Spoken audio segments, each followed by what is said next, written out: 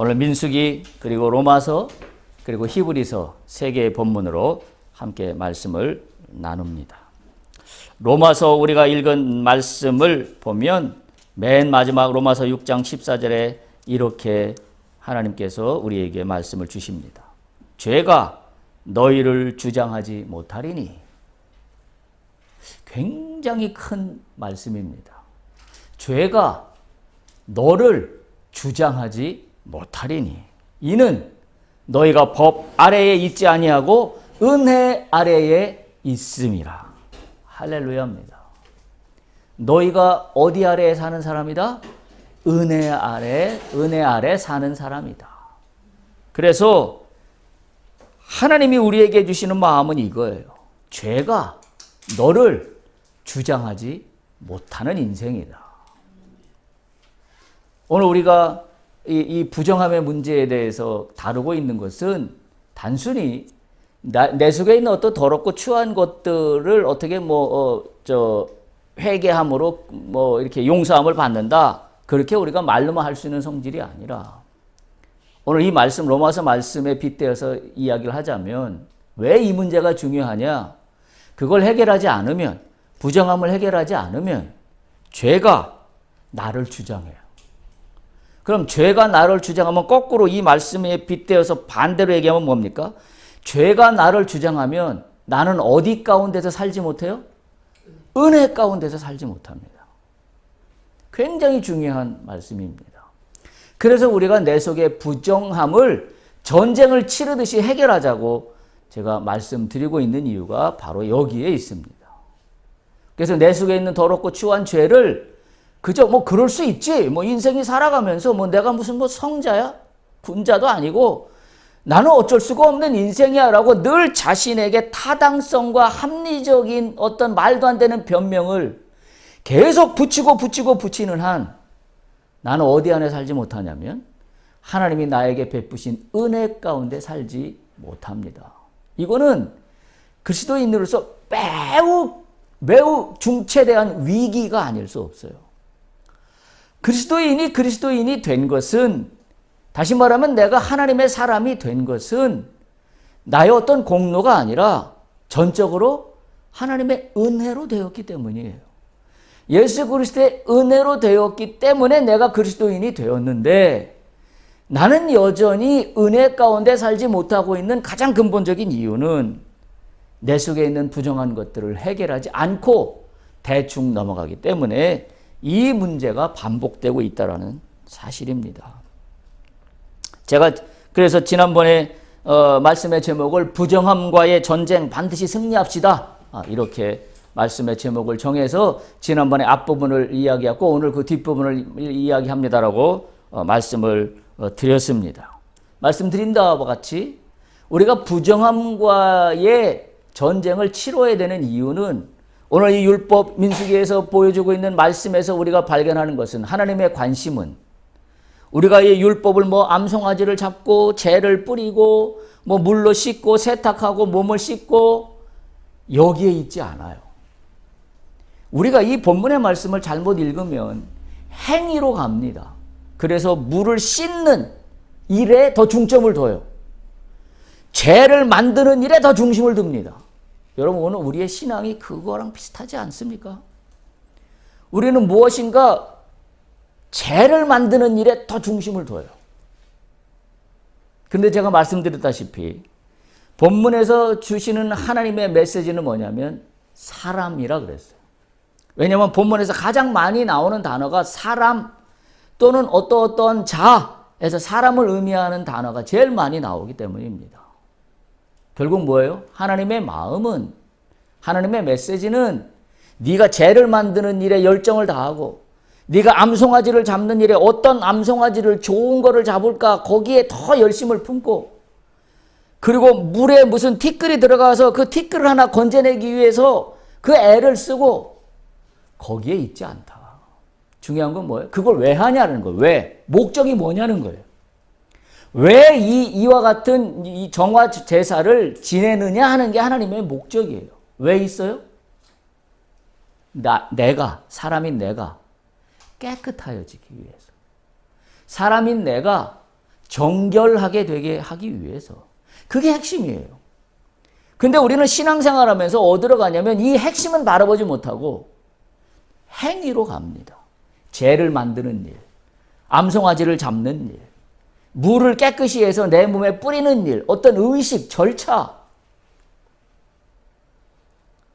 오늘 이 메시지 속에서 우리는 그것을 분명하게 다시 한번 깨달을 수 있어야 합니다. 그래서 하나님께서 나에게 원하시고 바라시는 것은 내 속에 있는 부정함에 대해서 전쟁을 치르는 것처럼 해결해보자. 그냥 넘어가지 말자.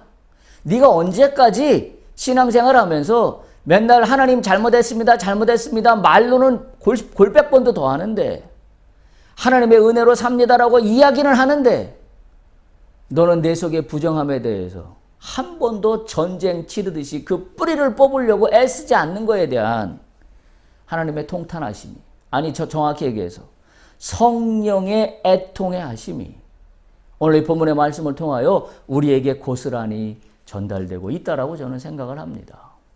그래서 제가 오늘 말씀의 제목을 지난번에 이은 거의 두 번째 말씀이지만 제목을 바꿨습니다.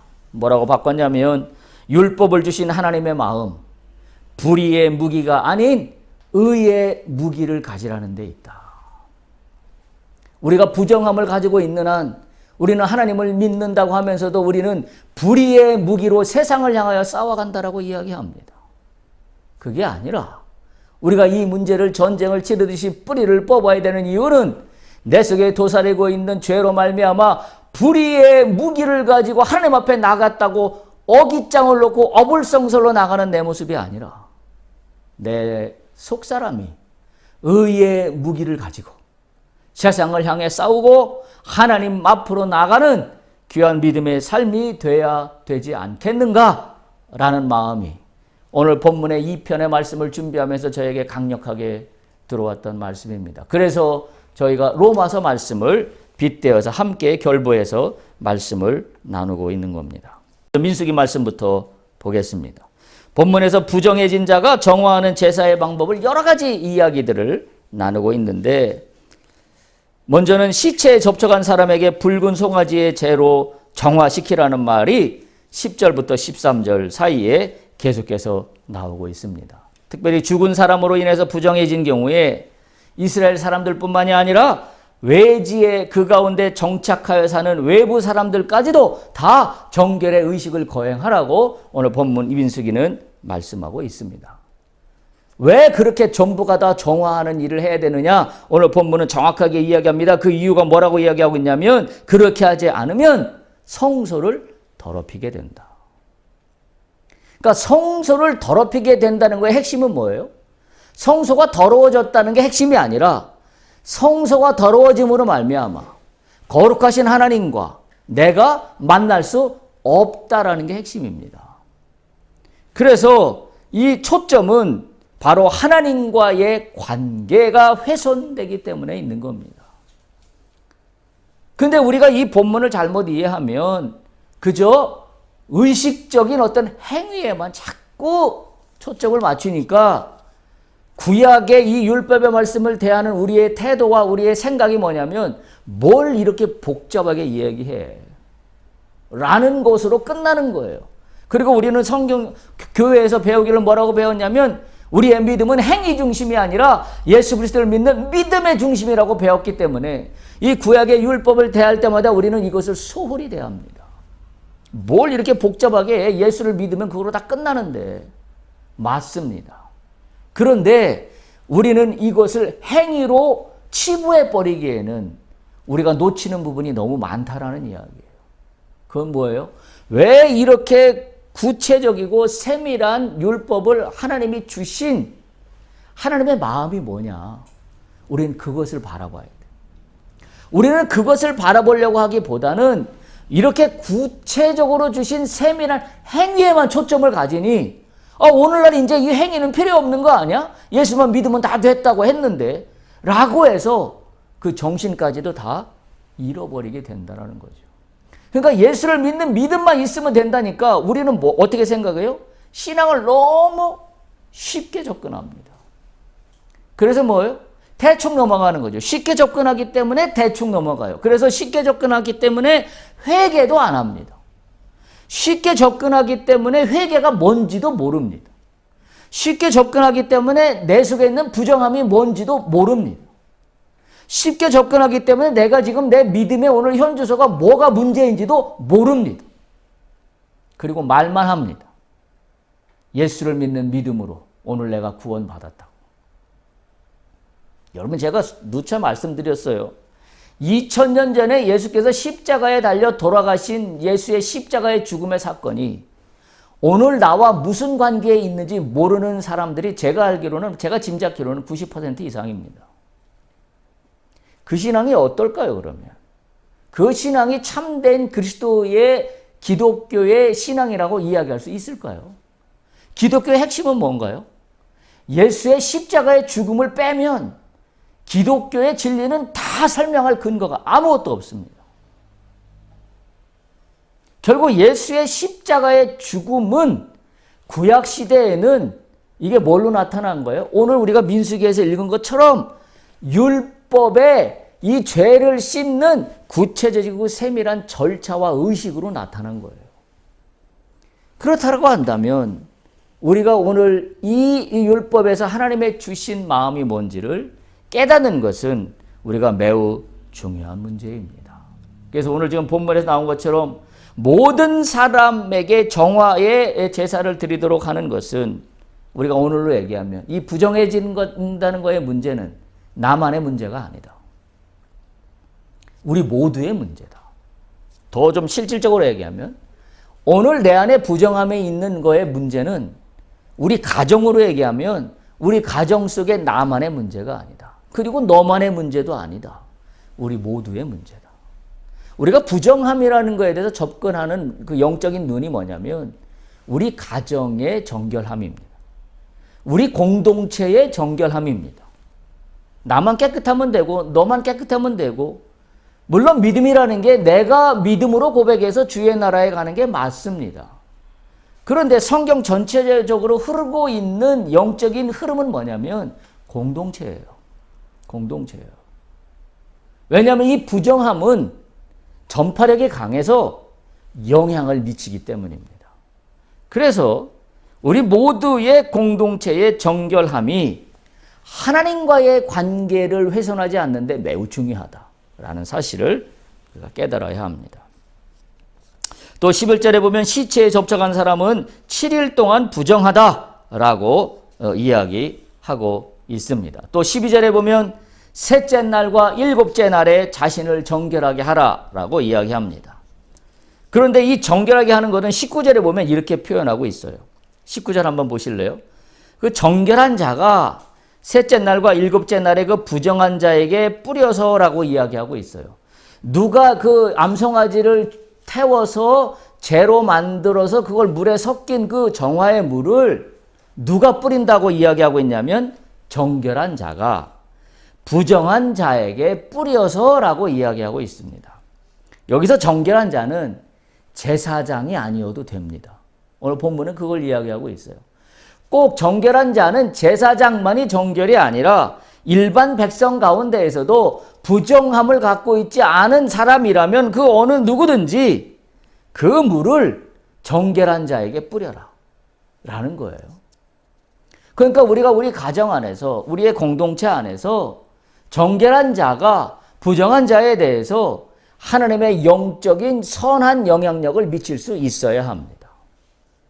그걸 무슨 말로 너는 더러우니 너는 회개하라 이렇게 이야기하는 게 아니라 정결한 자가 그 공동체 안에서 성령의 은혜로 그 영향력을 미칠 수 있어야 됩니다.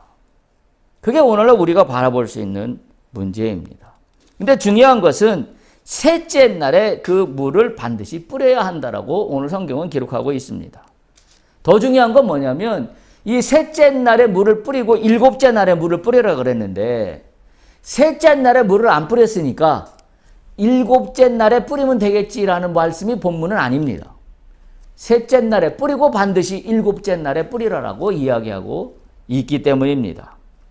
마치 이런 거죠. 환자가 약을 복용해야 되는 것이 어때야 돼요? 시간을 맞추어 그때그때 빠짐없이 잘 약을 복용해야 그 질병이 치료가 되는 것과 똑같습니다.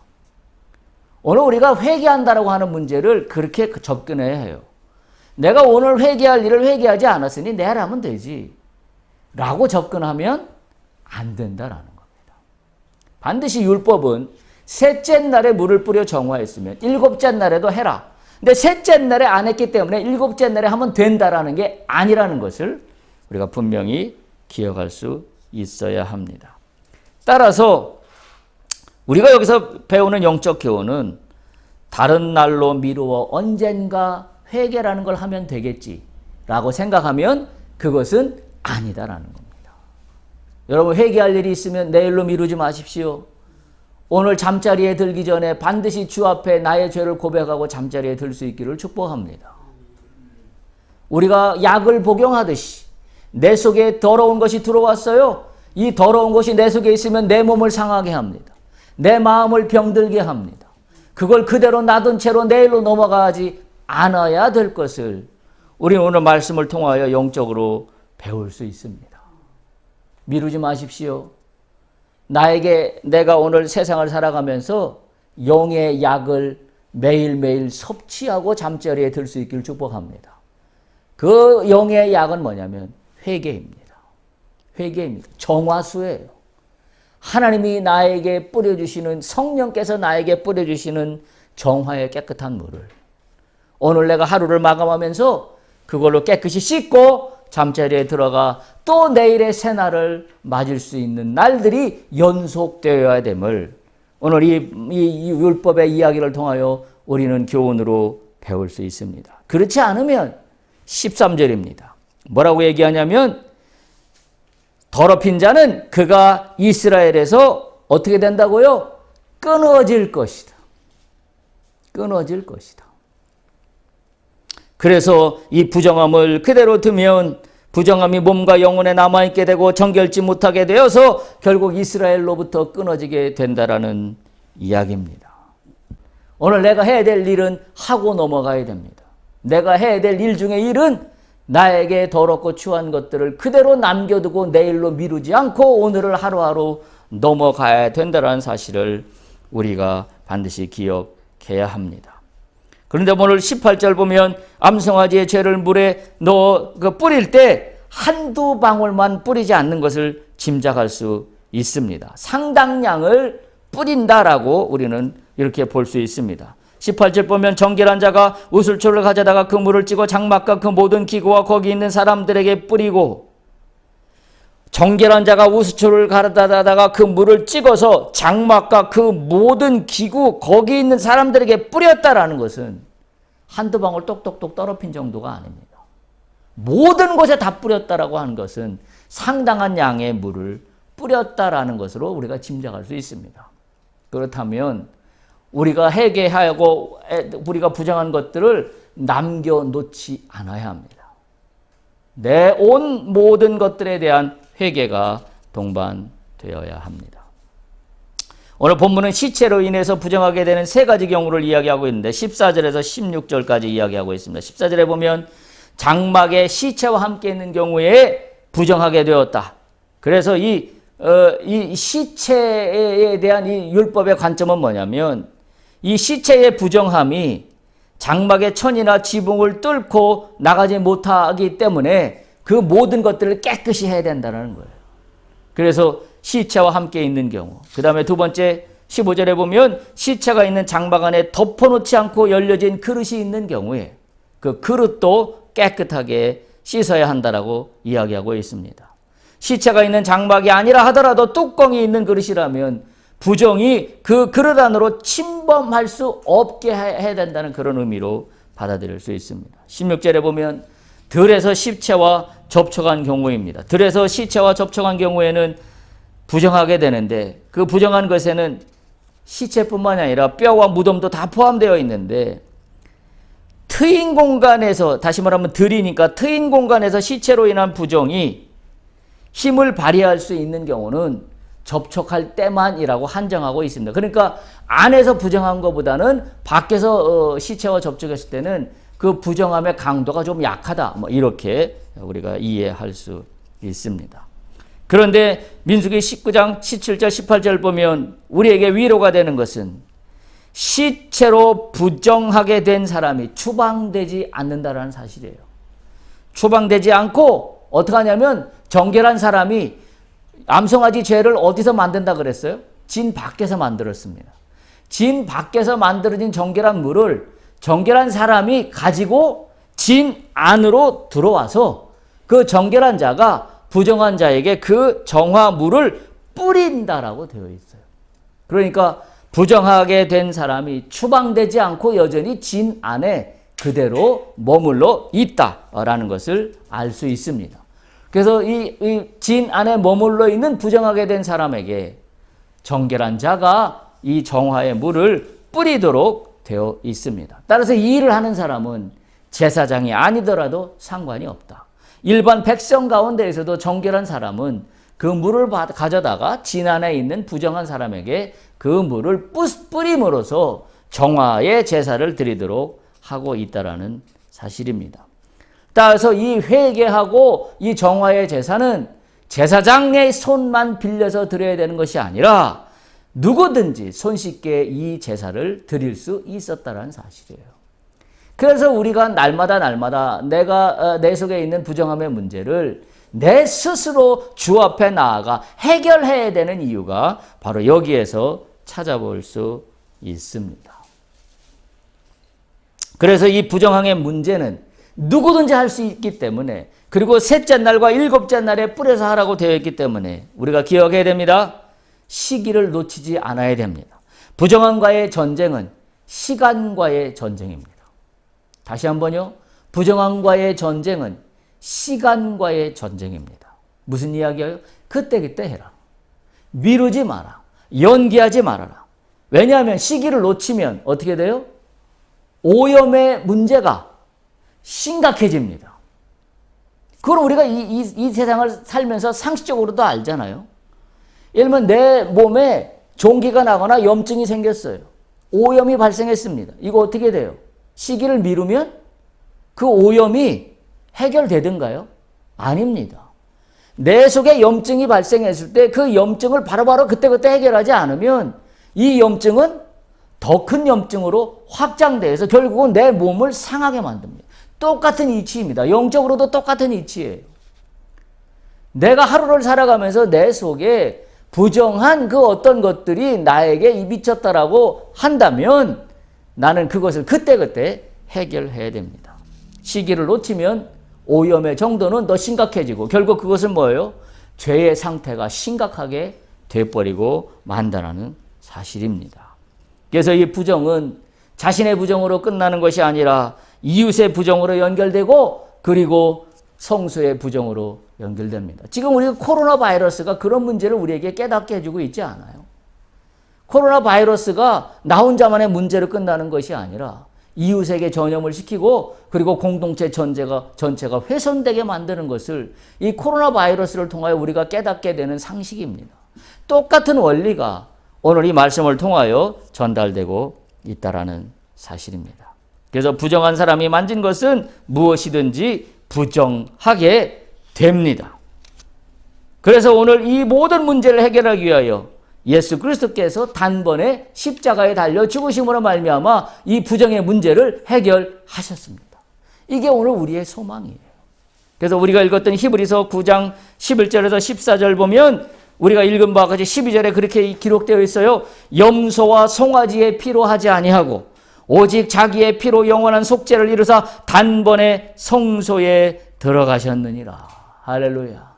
예수 그리스도는 우리의 정결함, 우리의 부정함의 문제를 해결하기 위해 오직 자기의 피로 영원한 속죄를 이루어 주셨습니다. 그래서 우리는 예수 그리스도를 믿기만 하면, 그리고 그 예수 그리스도의 보혈의 능력이 오늘 나의 보혈이 능력이 됨을 내가 고백하기만 하면, 그리고 그 예수의 피가 나의 생명이 됨을 우리가 믿고 나간다고 한다면 오늘 나의 부정함의 문제는 그 즉시 해결되는 것을 믿으시기 바랍니다.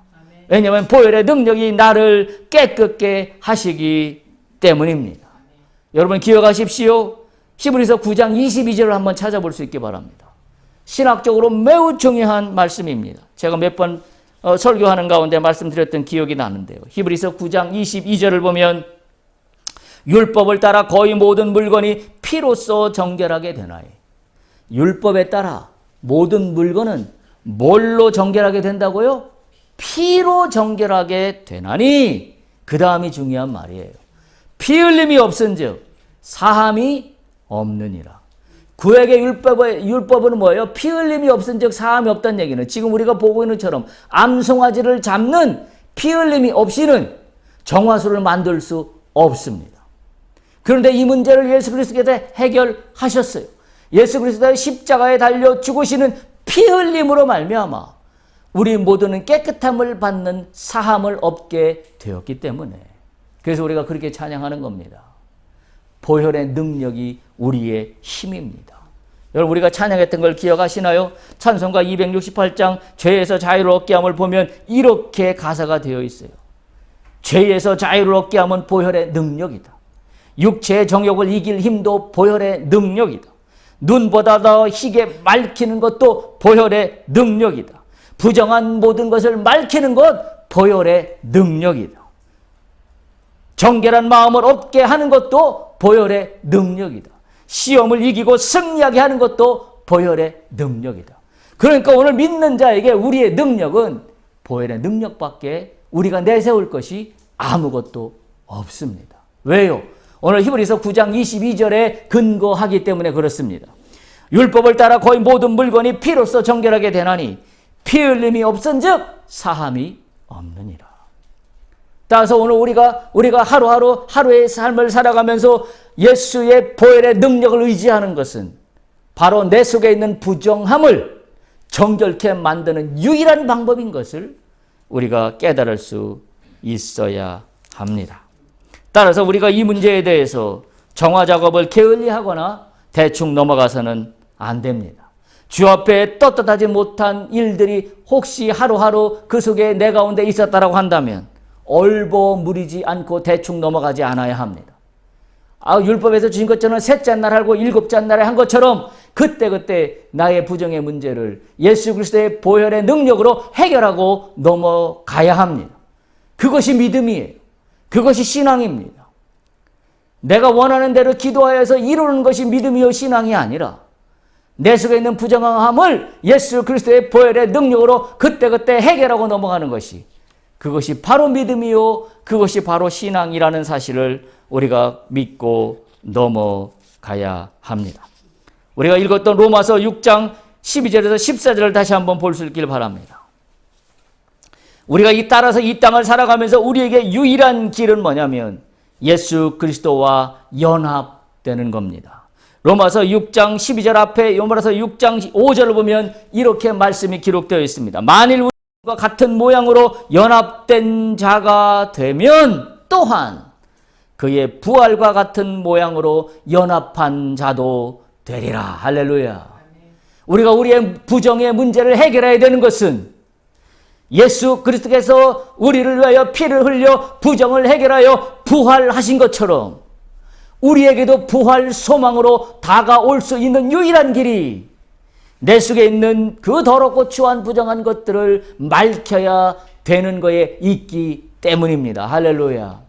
그것이 부활의 그리스도와 함께 연합되는 길임을 기억할 수 있기를 바랍니다. 그래서 12절 보면 이렇게 기록해요. 그러므로 너희는 죄가 너희 죽을 몸을 지배하게 하지 못하게 하라. 기억하시기 바랍니다.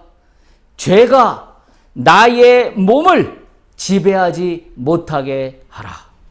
우리가 반드시 기억해야 할 주님의 명령입니다. 다시 한번요. 죄가 나의 죽을 몸을 지배하지 못하게 하라.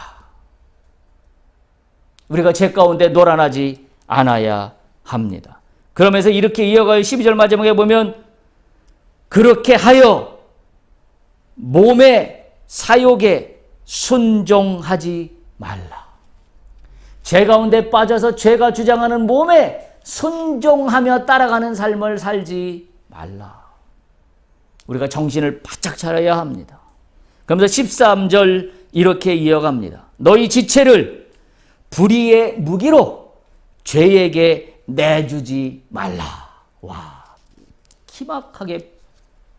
기가 막히게 표현하고 있는 말씀입니다.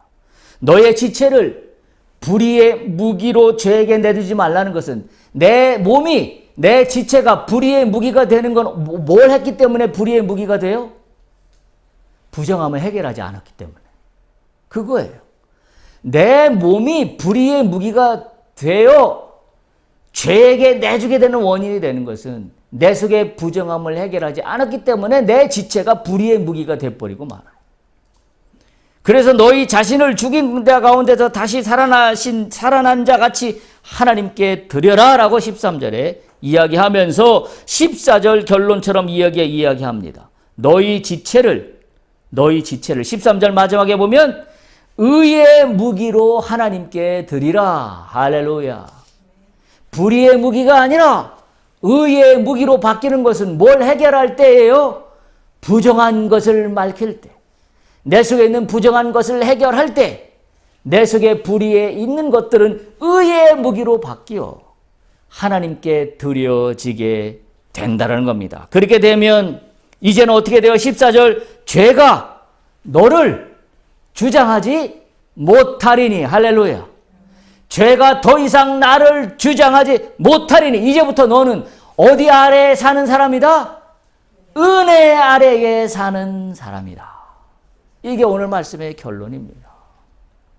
우리가 은혜 안에 살기 위해서는 따라서 내가 뭐에 관심이 있어야 돼요? 내 속에 있는 부정의 문제를 해결하는 거에 내가 관심을 가져야 돼요.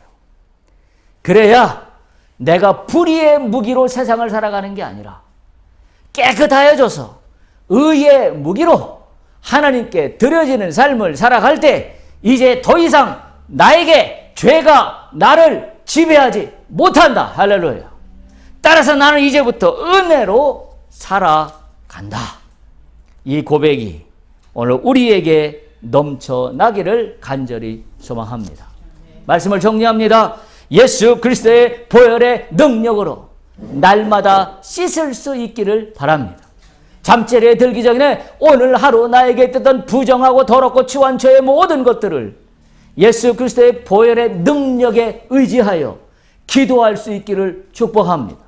그리고 그렇게 기도하십시오. 나에게 더럽고 추해진 모든 것들을 오늘 내가 기도하오니 예수의 보혈의 능력으로 깨끗이 씻어준 줄로 믿습니다.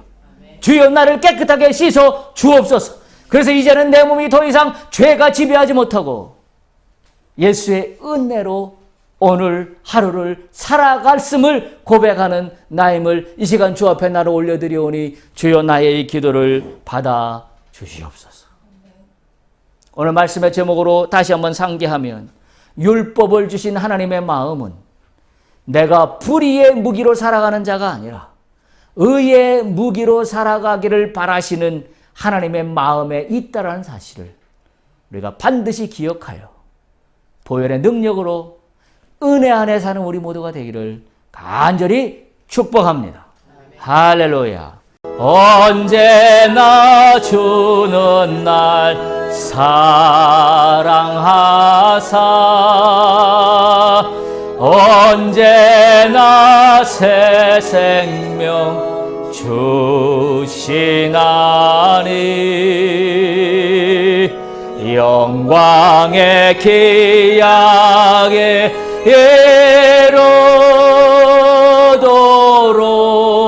이르도록 언제나 주만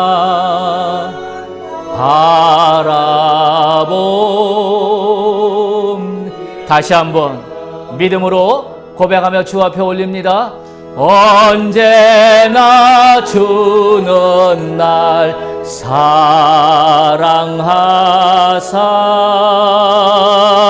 언제나 새 생명 주시나니 영광의 기약에 이르도록 언제나 주만